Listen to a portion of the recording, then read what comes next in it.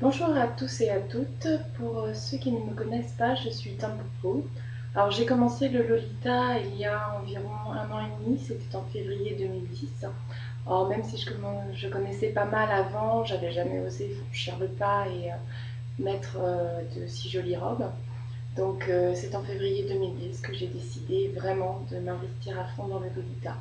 Alors au début, comme beaucoup de Lolita, je n'avais pas forcément les moyens, je ne savais pas forcément quoi mettre, ce qui m'allait le mieux et tout simplement ce qui me plaisait. Donc j'ai commencé tout simplement par du handmade, c'est-à-dire de la couture. J'ai fabriqué mes propres robes, mes propres jupes. Donc pour ma première vidéo, je vais vous faire part en fait de mes petits trésors faits main. Voilà, donc j'ai essayé de les classer à peu près par ordre chronologique en séparant les JSK et les jupes. Voilà. Donc je vais commencer par la première.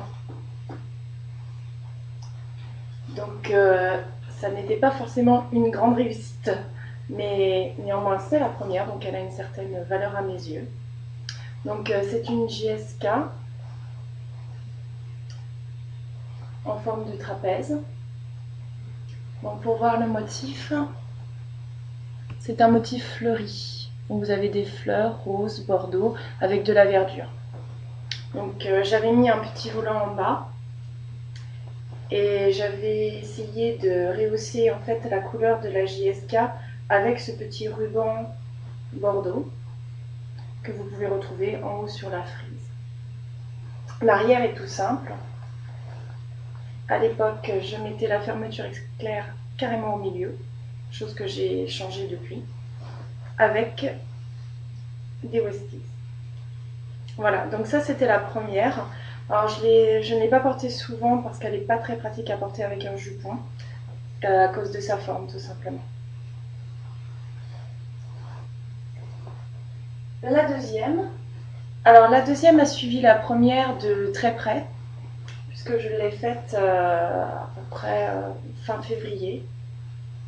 Donc toujours un tissu fleuri, puisque à l'époque je me voyais plutôt classique, chose qui a bien changé depuis. Donc tissu fleuri sous un fond jaune pâle, avec des fleurs roses, bordeaux et de la verdure. Donc là pareil, j'ai utilisé du ruban. Alors par contre c'est du ruban gros grain, c'est-à-dire que c'est pas du ruban lisse. C'est beaucoup plus joli je trouve. Avec en bas une petite frise. Et à l'arrière, toujours cette fermeture au milieu pour l'instant, toute simple. Donc celle-ci, je l'avais faite avec une petite capine. Voilà la petite capine. Donc toujours avec le même petit bord tout autour.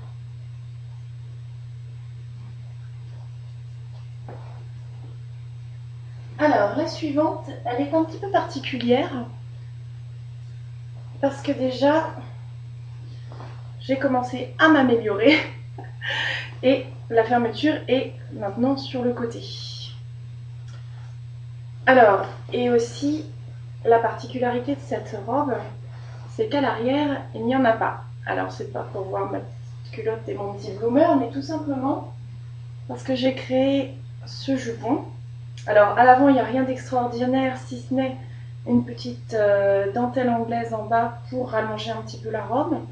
Mais c'est l'arrière qui prend tout son intérêt, avec toute une série de volants. Alors, je ne sais pas si on voit d'ici, mais c'est de la broderie anglaise, donc avec des petits motifs à trous et des petits nœuds tout partout. Voilà.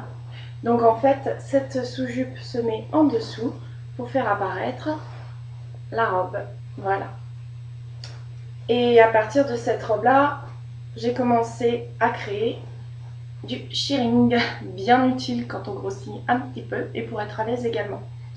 Donc là, ça a été une innovation de ma part puisque j'ai appris pas mal de techniques de couture grâce à Internet et un petit peu en réfléchissant et en se triturant le cerveau également. Donc là, vous pouvez voir quelques détails. J'ai mis de la broderie, j'ai mis des petits nœuds avec un petit bouton et plein de petites choses tout autour. Donc celle-ci, elle m'a pris énormément de temps. J'avais commencé à la faire il y a un petit moment déjà et il m'a bien fallu 3-4 mois le temps que je m'y remette et que je m'investisse un petit peu plus.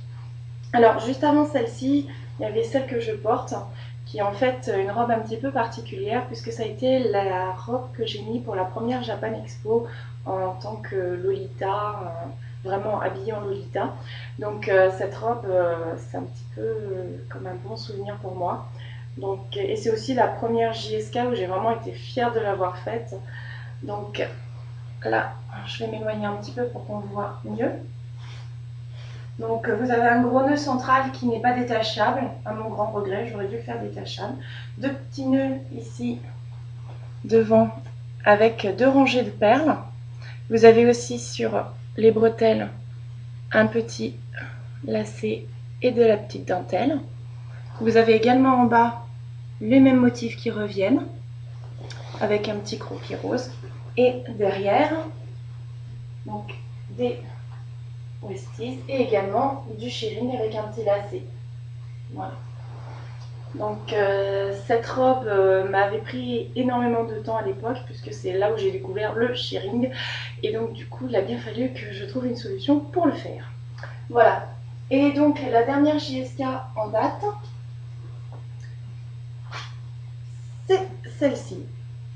Alors celle-ci pareil, elle est un petit peu particulière puisque j'avais pris un modèle un patron un petit peu spécial et c'est une JSK avec un col, chose que je n'avais pas encore fait, donc là aussi ça a été un certain challenge, mais bon, à cœur vaillant, rien d'impossible. Et donc du coup, on a 2 sortes de tissus, un tout simple vert à pois blanc, et un deuxième qui fait en fait frise et motif, un motif très enfantin avec des petites peluches, des landaux, des chevaux de bois. Alors dans cette JSK, j'ai mis un petit volant en bas parce que finalement elle était un peu trop courte, avec du coup une petite broderie anglaise. J'adore la broderie anglaise. Et donc en haut, petite fierté, le petit col avec sa petite broderie anglaise. Et les petits boutons en forme de nounours avec une grosse ceinture. Alors cette robe, comme voulait le patron, j'ai mis la fermeture éclair derrière. Mais comme je la voulais très simple en fait à l'arrière, je n'ai rien rajouté d'autre si ce n'est les petits boutons en forme de nounours derrière.